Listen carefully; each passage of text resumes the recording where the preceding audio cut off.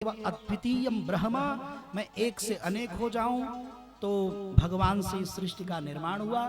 ब्रह्मा जी से पहले सनकादिक प्रकट हुए, भ्रिकुटी के मध्य से भगवान रुद्र प्रकट हुए, उनसे भी बात नहीं बनी।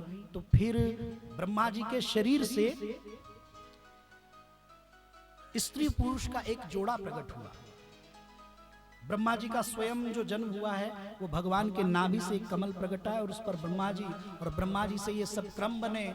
और जब संतोष नहीं हुआ तो फिर जो स्त्री और पुरुष का जोड़ा प्रकट हुआ, उससे मैथुनी सृष्टि का आरंभ हुआ। पहले इनसे पहले मानसिक सृष्टि थी, सब मन से प्रकट हो रहे थे। अब स्त्री और पुरुष के संयोग से सृष्टि जब प्रारंभ हुई तो सबसे पहले 5 संतान हुई, 3 कन्या और 2 पुत्र। आकुति, देवहूति, प्रसूति, ये 3 कन्याएं हुई हैं महाराज मनु और शत्रुपा से। और प्रियव्रत और उत्तानपाद, ये 2 पुरुष हुए हैं। सृष्टि का विस्तार हुआ, प्रजा बढ़ने लगी।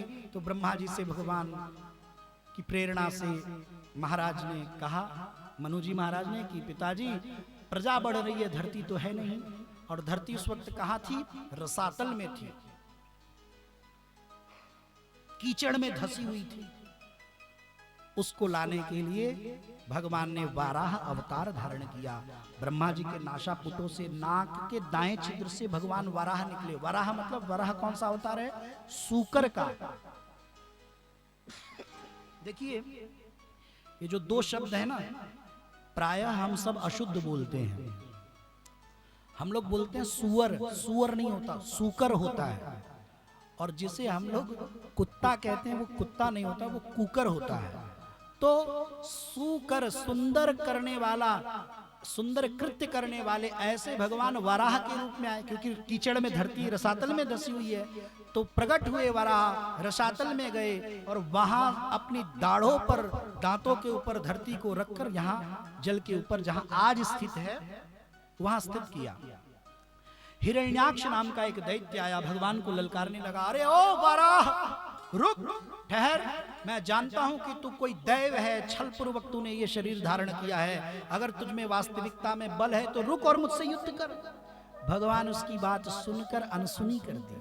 भगवान ने पहले धरती को यहां जहां आज है जल के ऊपर स्थित किया, फिर भगवान लौटे। इसका मतलब क्या हुआ? भगवान कहना चाहते हैं कि पहले कोई शुभ काम करो, कोई सत्कर्म करो, तो 2-4 लोग बुरा भला बोले तो ध्यान मत दो, अपना सत्कर्म करो। और अगर तुम में शक्ति है और अगर तुम में सामर्थ्य है, अगर तुम में उससे अधिक बल है, तो अपना सत्कर्म कर कर फिर उससे मिलो। हाँ भैया आप बताओ क्या कह रहे थे?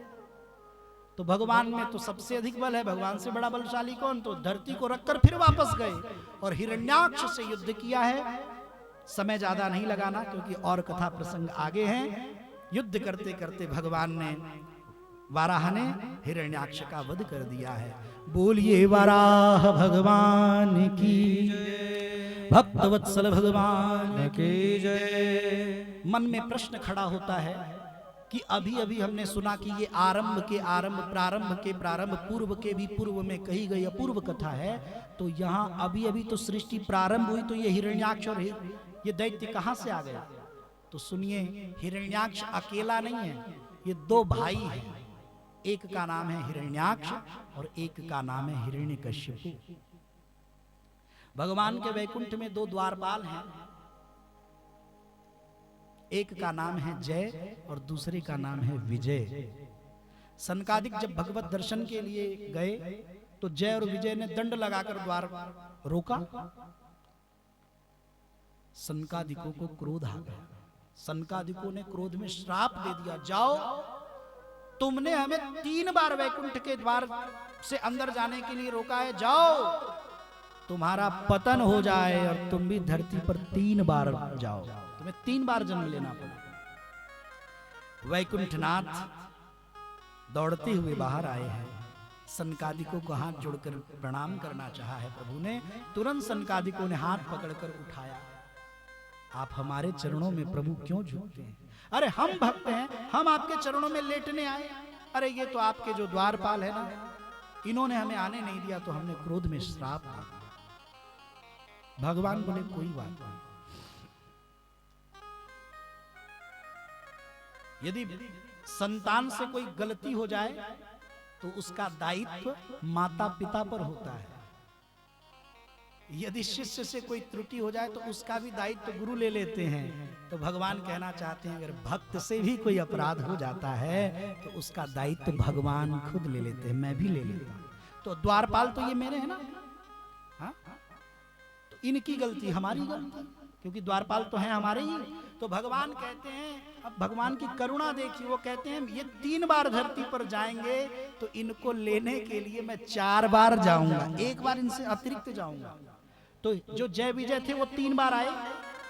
सतयुग में आए हिरण्याक्ष और हिरण्यकश्यपु के रूप में, त्रेता में आए रावण और कुंभकर्ण के रूप में, द्वापर में ये आए हैं शिशुपाल और दंतवक्त्र के रूप में। तो ये तो 3 बार आए, लेकिन इनको लेने के लिए भगवान 4 बार आए, 1 बार अतिरिक्त धरती पर उतरे हैं। देखिए हिरण्याक्ष को लेने के लिए भगवान वाराह बनकर आए हैं, आप सब आगे कथा में सुनेंगे। हिरण्यकश्यपु को लेने के लिए भगवान नृसिंह बनकर आएंगे।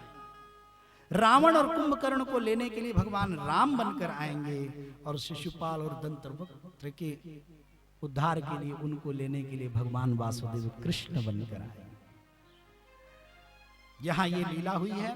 नीचे धरती पर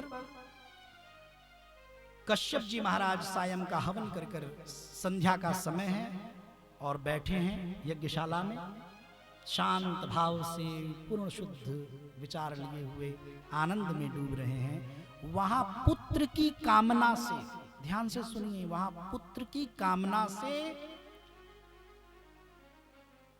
माता दिति अपने पति कश्यप जी महाराज के पास गई हैं और उन्होंने कहा कि मुझे पुत्र की प्राप्ति की इच्छा है।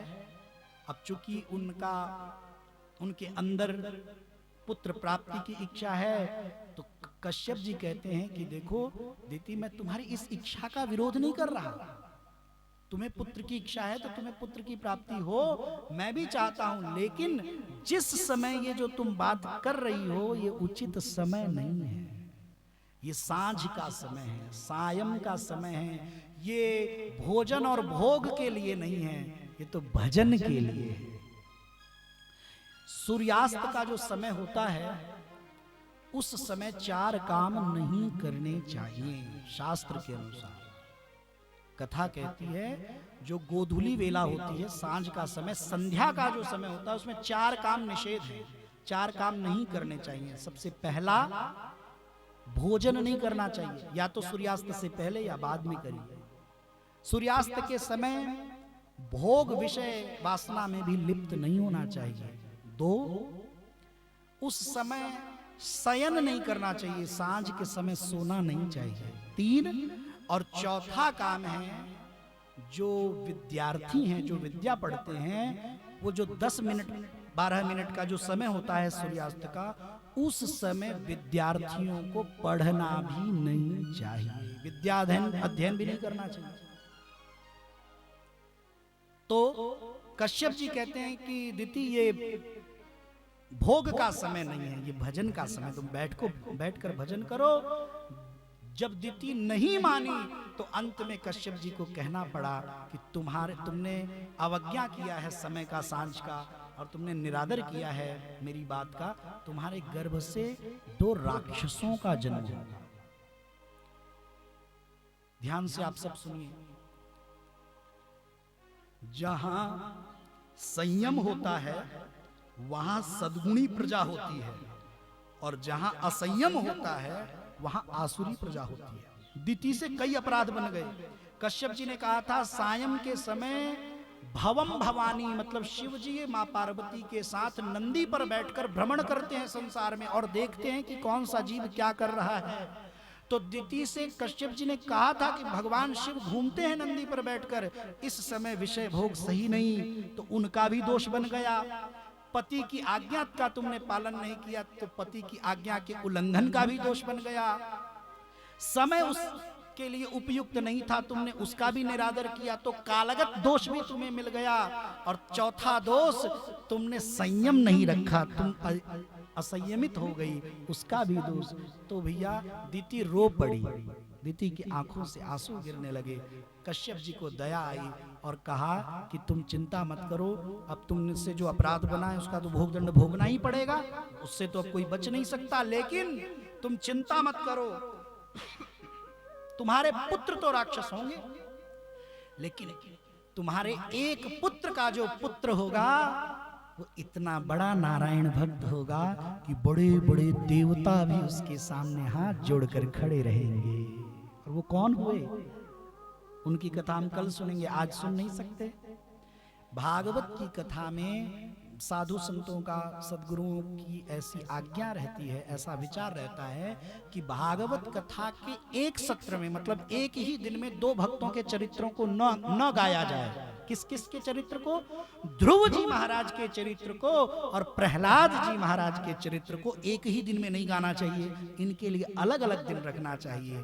तो आज हम ध्रुव चरित्र को सुनेंगे, ध्रुव जी को प्रणाम करेंगे, और प्रहलाद जी का चरित्र हम कल के सत्र में सुनेंगे। तो यहाँ क्या घटना घटी? यहाँ फिर हिरण्यकशिपु हिरण्याक्ष का जन्म हुआ। हिरण्याक्ष का तो आपने सुना, वध हो गया वाराह भगवान के द्वारा। हिरण्यकशिपु को लगा कि विष्णु से लड़ने के लिए तो बल चाहिए, और बल मिलता है तपस्या से, तो हिरण्यकशिपु तप करने के लिए चला गया। आप जानते हैं हिरण्यकशिपु ने कितना घोर तप किया है। हमसे 10 मिनट माला नहीं होती, हम 3 घंटे बैठकर ढंग से कथा नहीं सुन पाते। सोचिए, हम मनुष्य हैं तब हमारी ये स्थिति, और हम भक्त कहलाते हैं तब ये स्थिति है। आप सोचिए, हिरण्यकशिपु राक्षस है, असुर है, और तब उसने ब्रह्मा जी की तपस्या 36,000 वर्ष तक की है। 36,000 वर्ष। माना कि आयु उस समय बड़ी लंबी हुआ करती थी, लेकिन आप कल्पना करिए कितनी आयु लंबी हुआ करती होगी कि उसमें भी क्या 36,000 वर्ष को हम छोटा थोड़ी कर देंगे। घोर तपस्या किया है हिरण्यकशिपु ने। तो आप करने दीजिए, ये तपस्या कम से कम कथा में कल तक तो चले, और फिर आगे सुंदर सी कथा है कि मनु जी महाराज ने 2 कन्याओं का विवाह कर दिया है, आकुति माँ का और प्रसूति माँ का। रुचि प्रजापति और दक्ष प्रजापति के साथ आकुति और प्रसूति माँ का विवाह कर दिया। एक मैया बची हैं, कौन? देवहूति मैया, देवहूति माँ, उनका विवाह करना है। तो उनके लिए स्वयं मनु जी महाराज और शत्रुपा करदम जी ऋषि के पास गए। अब देखिए, करदम जी भगवान की तपस्या करते हैं, भगवान प्रसन्न होते हैं। तो होना क्या चाहिए? होना ये चाहिए कि जिसने तपस्या की है वो वर मांगे, और भगवान तो वर दें। तो जब वरदान देने की बारी आई तो भगवान कहते हैं, करदम जी मैं आपकी तपस्या से बहुत प्रसन्न हूं, पर आप मत मांगिए, हम आपसे कुछ मांगने आए हैं। उल्टी बात हो रही है। कायदे में तो नियम है कि जो तपस्या करे प्रभु उसको वर दे। भगवान कहते ना ना, आप बाद में मांगना, पहले हम ही मांग लें। करदम जी बोले, प्रभु आपको भी कुछ चाहिए क्या? चाहिए तो हम जैसे जीवों को चाहिए होता, आप तो दाता हैं। भगवान बोले, क्या बताएं, कभी कभी हमें भी चाहिए होता है। करदम जी बोले, प्रभु आज्ञा करिए। देखिए, भगवान बोले, आज के ठीक 3रे दिन स्वयंभू मनु जी महाराज देवी शत्रुपा के साथ अपनी पुत्री देवहूति को लेकर आएंगे, आपसे विवाह का प्रस्ताव रखेंगे। तो हाथ जोड़कर विनती है, आप मना मत करिएगा, विवाह कर लीजिएगा। भगवान की भी लीला बड़ी न्यारी है। कथा में तो भगवान की लीला कथा इतनी है कि समय हमेशा छोटा ही पड़ेगा। मैं नित्य हमेशा कहा करता हूं एक बात, आज मैं उस बात को दोहरा देता हूं। समय गागर है और भगवान की कथा सागर है। समय के गागर में भगवान की कथा के सागर को कभी कोई ना भर पाया है, ना कभी कोई भर पाएगा। जितनी कथा सुने कम ही, 4 घंटे 5 घंटे क्या जीवन भर सुने तब भी लाखों करोड़ों कथाएं अवशिष्ट रह जाएंगी। तो मैं बस इतना ही निवेदन कर रहा हूं कि कुछ भक्त ऐसे हैं जो विवाह करना चाहते हैं, भगवान उनका होने नहीं देते। हाँ, कुछ ऐसे हैं जो विवाह करना चाहते हैं, वो होने नहीं देते प्रभु, और कुछ भक्त ऐसे हैं जो विवाह नहीं करना चाहते, उनसे हाथ जोड़कर प्रभु कहते हैं कर लीजिए। क्यों? क्योंकि भगवान जिसके हित में जो होता है वही करते हैं। करदम जी ने कहा नहीं नहीं प्रभु मैं विवाह नहीं करूंगा। बोले क्यों? बोले विवाह में गृहस्थ में बड़ा प्रपंच है, बड़ा झंझट झमेला है, कौन झेलेगा ये सब। हम तो सबको रोते, सारे गृहस्थियों को हम रोते देखते हैं। जितना उनको कहना था सब कह लिए। भगवान बोले अब मैं कुछ बोलूं? करदम जी बोले प्रभु आप क्या कहेंगे? भगवान बोले अच्छा करदम जी ये बताओ, अगर पुत्र के रूप में खुद ही मैं आ जाऊं तो क्या आप विवाह तब भी नहीं करेंगे? अब करदम जी ने सोचा जो जगत पिता हैं अगर वही पुत्र बनकर आ जाएंगे और जगत पिता का पिता बनने का मुझे सौभाग्य मिल जाएगा तो मैं एक बार नहीं 1000 बार विवाह करने के लिए तैयार रहूंगा। बोले प्रभु मैं हाँ ठीक है अभी से डन तय है, मैं बिल्कुल मना नहीं करूंगा। बोले आप पुत्र बनकर आएंगे? भगवान ने वचन दिया मैं पुत्र बनकर आऊंगा। देवहूति के साथ करदम जी का विवाह हुआ। लंबे समय तक करदम जी समाधि में बैठे रहे। माता देवहूति बूढ़ी हो गई। लंबे समय के बाद जब समाधि खुली, करदम जी ने अपनी ही पत्नी माता देवहूति से पूछा देवी तुम कौन हो, कुटिया में झाड़ू बुहारी कर रही हो? तो देवहूति मां हाथ जोड़कर बोली कि इतने वर्ष पहले मेरे माता पिता आपके साथ मेरा पानी ग्रहण कर गए थे, आप तो भगवान के भजन में बैठ गए और इतने लंबे बैठे कि हम बूढ़ी हो गए हैं। करदम जी बहुत प्रसन्न हुए, बहुत खुश हुए। करदम जी ने सोचा और कहा भी मैं तुम्हारी इस सेवा से बहुत प्रसन्न हूं, तुमने मेरे भजन में बाधा नहीं पहुंचाई, तुम मेरी सेवा करती रही। और सुनो चलो अब मेरे साथ, अब जरा मेरा तपोबल देखो। करदम जी महाराज ने अपने तप से एक सरोवर बनाया। पत्नी हमारी मैया देवहूति का हाथ पकड़ा है करदम जी ने और अपने तपोबल से जो सरोवर बनाया था उसमें दोनों उतर गए। और करदम जी कहते हैं देवी आंख बंद करो और भगवान का नाम लेके हमारे साथ डुबकी लगाओ। जैसे ही दोनों ने डुबकी लगाई और जब वो बाहर निकले तो जो जैसे पहले युवक थे, जैसे पहला यौवन था उससे कहीं गुना बढ़ चढ़कर वो सब रूपवान हो गए, सुंदर हो गए। और माता तो पहले से भी और ज्यादा सुंदर हो गई। माँ ने कहा अरे हमारा यौवन लौट आया, हम बूढ़ी से जवान हो गए। फिर विहार किया है, 9 कन्याओं का जन्म हुआ है। करदम जी का वचन था पुत्र हो जाएगा तो घर छोड़ दूंगा। कपिल भगवान का जन्म हुआ तो करदम जी ने घर छोड़ दिया है। बोलिए कपिल भगवान की, भक्त वत्सल भगवान की। कपिल भगवान ने माँ को कुटिया के सामने बिठाया है। हम संक्षिप्त रूप से आगे बढ़ेंगे क्योंकि आज हमें वामन भगवान का दर्शन करना है। तो निर्वाह कथा यात्रा का सभी प्रसंगों को स्पर्श करते हुए, किसी को छूते हुए, किसी को प्रणाम करते, किसी को वंदन करते, किसी कथा प्रसंग पे पुष्प भेंट करते, भावांजलि भेंट करके आगे बढ़ेंगे। कपिल भगवान ने सांख्य शास्त्र का उपदेश किया है, योग को महान बताया। माँ से कहते माँ योग मार्ग सबसे सुंदर है। बोले क्यों? योग युंज धातु से बना है और योग का मतलब होता है जोड़ना। योग क्या करता है? योग जोड़ता है। बोले क्या? बोले आत्मा का संबंध परमात्मा से जोड़ता है, वो जीव को शिव से मिलाता है, वो जीव को ब्रह्म से मिलाता है। और सुंदर उपदेश किया है। शिव जी की अनुभव की बात कही। भगवान शिव ने माँ से कहा था उमा कहूं मैं अनुभव अपना, सत हरि भजन जगत सब सपना। सत्य तो केवल प्रभु है, प्रभु का नाम है, प्रभु की कथा है, बाकी तो सब स्वप्न है। अच्छा, श्री सुखदेव जी देखिए क्या कहते हैं। कपिल भगवान ने कहा कि मां दीर्घम मिमम स्वप्नम विधि। इस छोटे से उपदेश में कितना बड़ा ज्ञान है, कितना बड़ा उपदेश है। वो कहते हैं मां दीर्घम मिमम स्वप्नम विधि, तुम इस संसार को थोड़ा बड़ा सपना समझो। दो तरह से सपने देखता है इंसान। बोले कैसे कैसे? बोले एक जाग कर और एक सोते वक्त, है ना। एक सोते वक्त सपना देखते, एक जागता हुआ भी आदमी सपना देखता है। बड़ी गाड़ी हो जाए, बड़ा घर हो जाए, बड़ा मकान, बड़ा दुकान, बड़ा रुपया, बड़ा पैसा, बड़ा मान, बड़ा सम्मान, बड़ी कीर्ति, बड़ा यश, बड़ी प्रशंसा हाथ लग जाए। ये जागते हुए आदमी दिन रात यही तो सोच रहा होता है। तो कपिल भगवान कहते हैं ये भी एक सपना ही है। अच्छा, एक दूसरा सपना जो रात को सोते समय पूरी दुनिया देखती है, आदमी खुद रंग है लेकिन सपने में अमीर हो गया है, राजा हो गया है।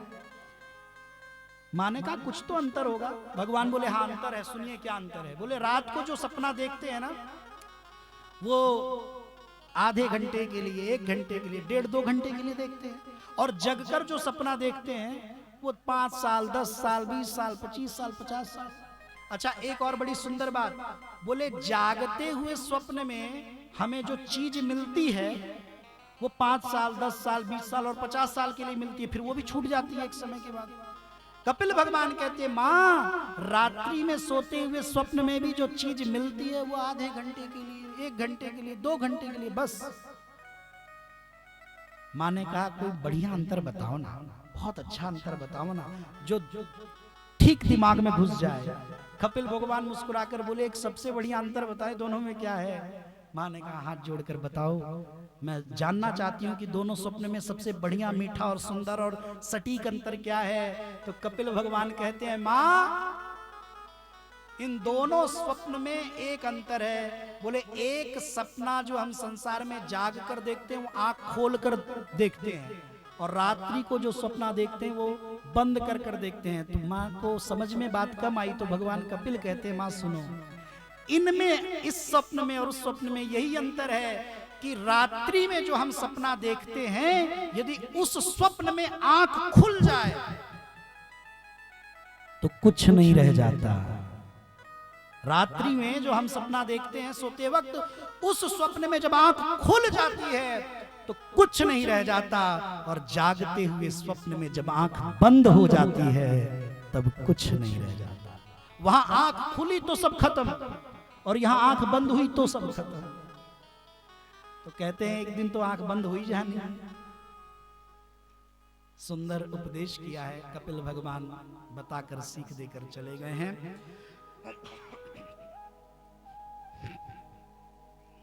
योग से जुड़ी है माता देवहूति, भगवत शरण में उन्होंने अपना ध्यान केंद्रित किया, योग से शरीर छूटा है, भगवत धाम को प्राप्त हुई है, कपिल भगवान वन की ओर चले गए हैं।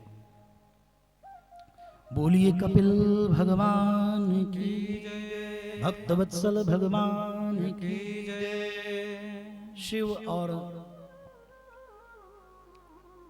भगवान शिव के प्रति दक्ष के हृदय में एक बार मलिनता आ गई, उसकी कथा सुनाते हैं। एक बार प्रजापति दक्ष सिंहासन पर बैठने के लिए सभा में प्रवेश किए, तो वहां सभी बड़े बड़े देवता सब बैठे थे, और जैसे ही दक्ष प्रजापति का प्रवेश हुआ तो सब उठ उठ कर खड़े हो गए।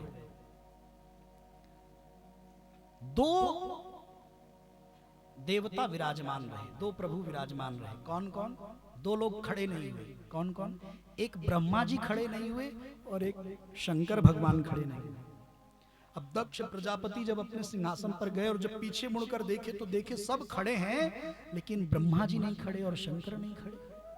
तो ब्रह्मा जी नहीं खड़े, इस बात का बुरा नहीं लगा दक्ष को। क्यों? बोले ब्रह्मा जी तो पिताजी है ना, ब्रह्मा जी के पुत्र हैं।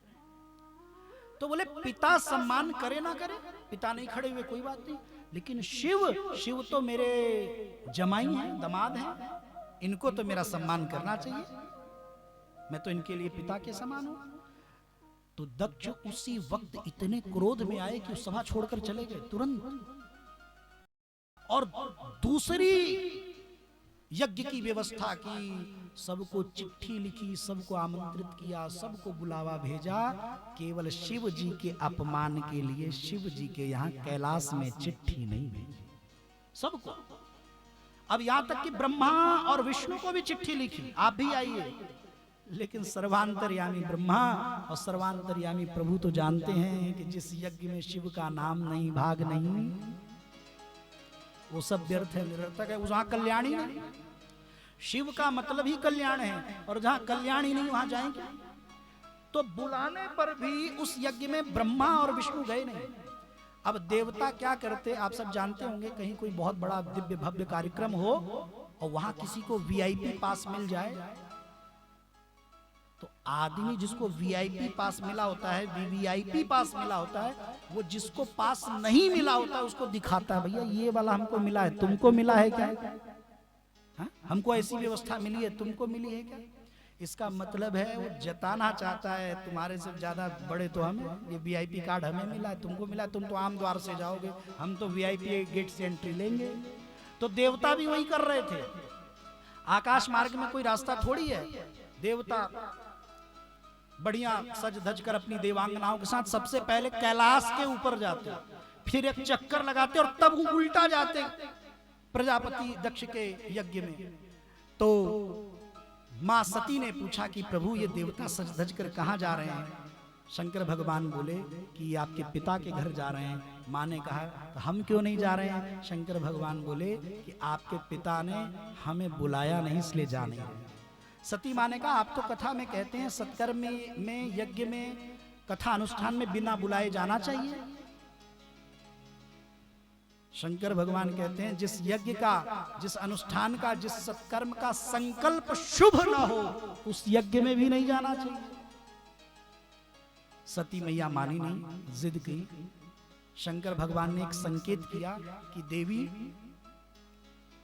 विष पीना मैं जानता हूं, तुम नहीं। विष का मतलब अपमान मैं सह सकता हूं, तुमसे अपमान सहन नहीं होगा। पर मां तो मां मानी नहीं, नंदीगणों के साथ भगवान ने भेजा। और वहां जब सती मैया पहुंची हैं तो सबके स्थान पर सबका नाम अंकित था। पूरे यज्ञ मंडप में सती मैया घूम घूम कर ढूंढ रही थी कि कहीं मेरे स्वामी शिव का नाम मिल जाए। सती मैया का भी अपमान हुआ, लेकिन उन्होंने अपने अपमान को अपमान माना ही नहीं। पिता का घर है, क्या अपमान माने? हा? माता पिता के घर बेटी का क्या अपमान? कोई बात नहीं। लेकिन अपने पति का जब अपमान देखा तो माता सती क्रुद्ध हो गई, और इतना क्रोध हुआ कि उन्होंने कहा जिस पिता के द्वारा ये शरीर निर्माण हुआ है, अब इस शरीर को भी रखने में भलाई नहीं, उचित नहीं है, अब तो ये रखने के पात्र नहीं है, और सबको अच्छी सबक मिलेगी। और अंतिम में योगाग्नि के द्वारा सती मैया ने अपने शरीर को वहीं दग्ध कर दिया।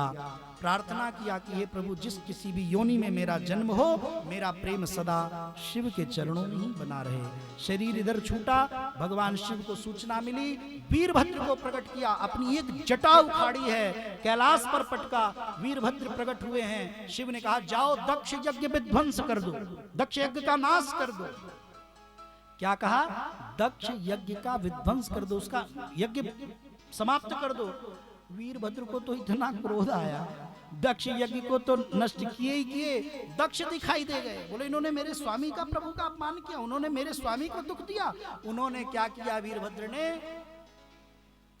एक हाथ से दक्ष का धड़ पकड़ा और दूसरे हाथ से मुंड पकड़कर खींच दिया, और मुंड को धड़ से पृथक कर दिया। और यज्ञ कुंड में अग्नि जल रही थी, मुंड फेंकते हुए आग में झोंकते उन्होंने कहा इदम शिवाय स्वाहा, इदम शिवाय, इदम नमः।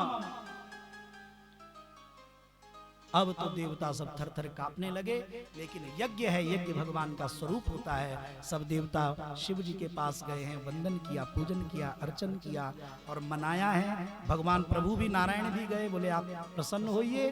तो भाई अंतिम में शंकर भगवान के वैसे तो कई नाम है, उनका एक नाम है आशुतोष। आशुतोष का मतलब ही यही होता, आशु माने शीघ्र और तोष माने प्रसन्न। जो शीघ्र प्रसन्न हो जाए वही है भोलेनाथ। और इतना भी नहीं, जो एक लोटे जल से ही प्रसन्न हो जाए वो है भोलेनाथ। यहाँ तो सब हाथ जोड़कर खड़े हैं। भगवान ने फिर क्या किया?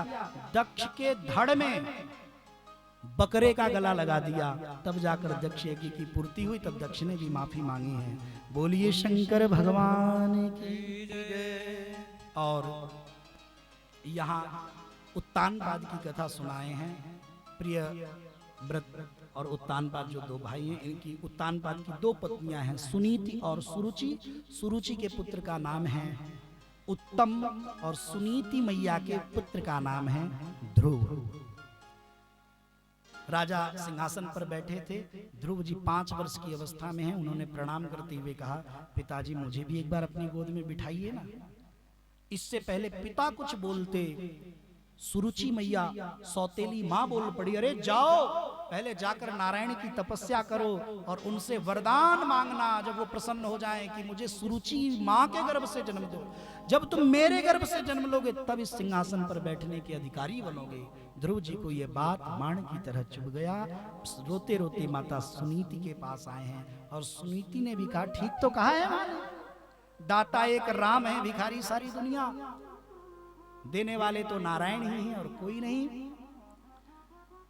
ध्रुव जी ने तपस्या की है, नारद जी उनको गुरु के रूप में मिले हैं और बताया है 6 माह की घोर तपस्या की है।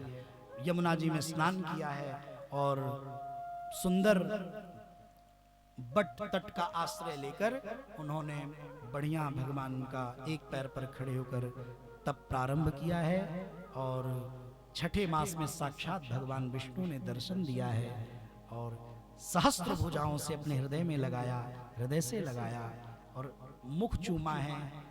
ध्रुव जी ने प्रणाम किया है, वंदन किया। प्रभु, भगवान बोले मांगो क्या चाहिए, क्योंकि सिंहासन पर बैठने के लिए आए थे। बोले क्या चाहिए?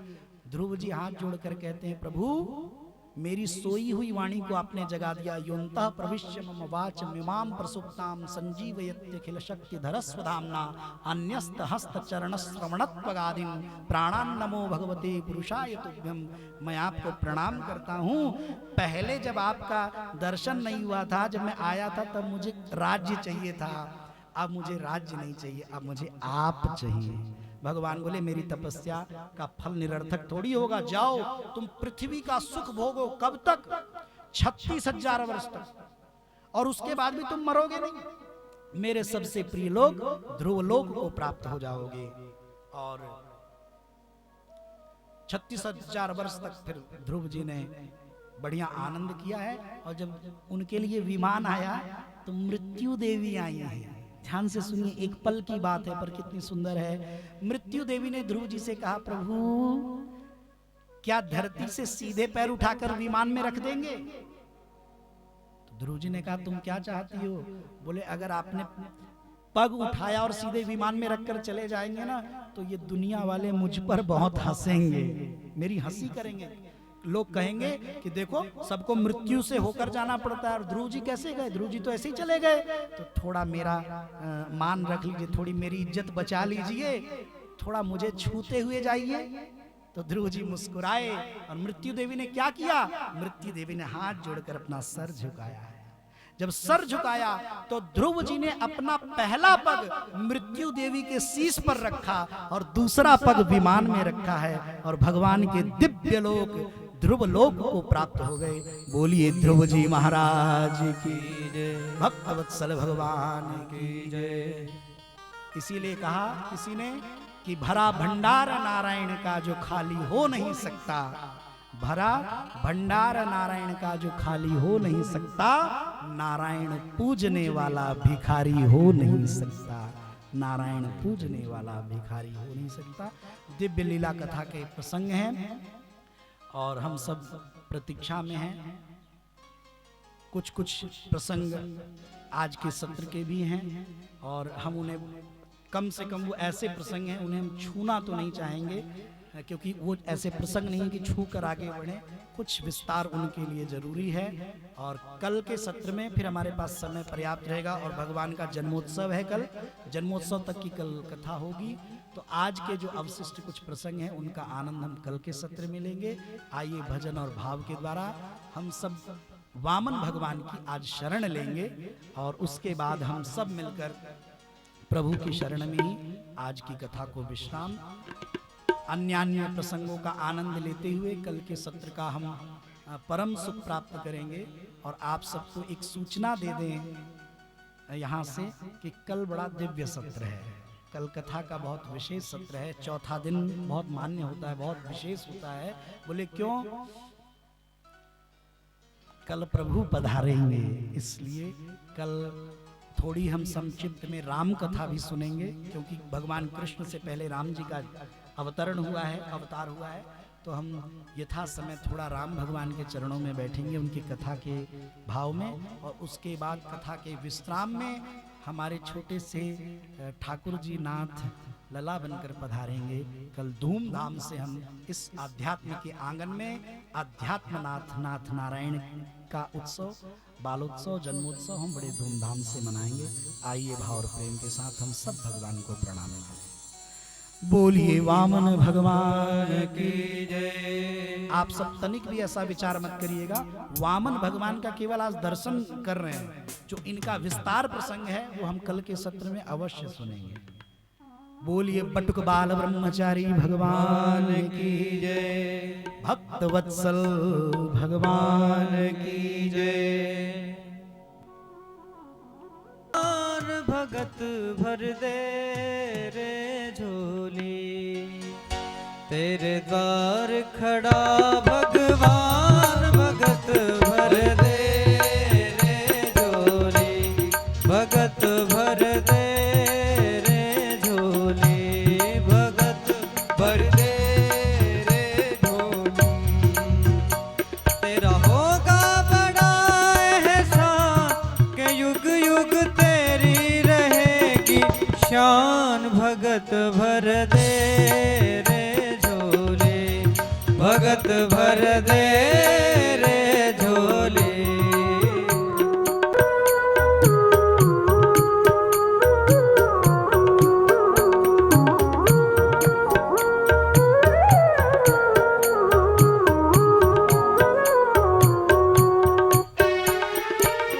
डोल उठी है सारी धरती देख ले, डोला गगन है सारा। डोल उठी है सारी धरती देख ले, डोला गगन है सारा। वामन भगवान की भीख मांगने आया तेरे दर, जगत का पालन हारा रे, जगत का पालन हारा। तू छोड़ सकल अभिमान अगर कर ले तू अपना ना, भगत भर दे रे झोली, भगत भर दे रे झोली। तेरे द्वार खड़ा भगवान भगत भर दे रे झोली।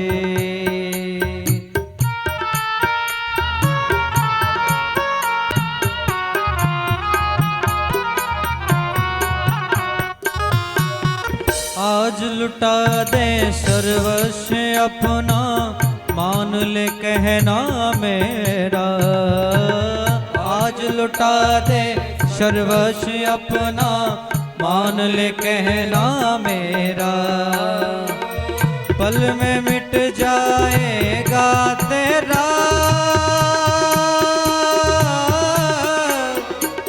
जन्म मरण का फेरा रे, ओ जन्म मरण का फेरा। मैं आज तेरा मेहमान, मुझसे कर ले जरा पहचान, भगत भर दे रे झोली, भगत भर दे रे झोली। तेरे द्वार खड़ा भगवान भगत भर दे रे झोली। तेरा होगा बड़ा एहसान के युग युग तेरी रहेगी शान, भगत भर दे रे झोली, आ भगत भर दे रे झोली, भगत भर दे रे झोली, ओ भगत भर दे रे झोली। बोलो वामन भगवान की